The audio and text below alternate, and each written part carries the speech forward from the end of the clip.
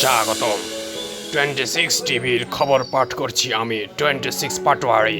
প্রথমেই সংবাদ শিরোনাম।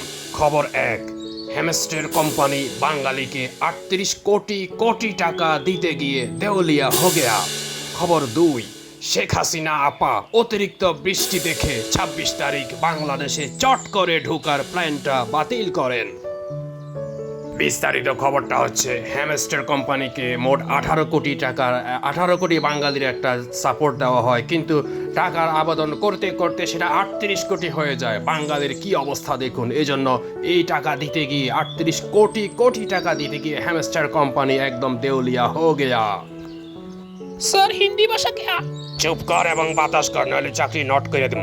দ্বিতীয় খবরে বলা হয়েছে, শেখ হাসিনা আপা চট করে আজকে ঢুকেন নাই, কারণ আজকে অনেক বৃষ্টি ছিল বাংলাদেশে। তিনি পরবর্তীতে চট করবেন। এখন খবর পড়া ও নট করলাম। Bye bye, tata.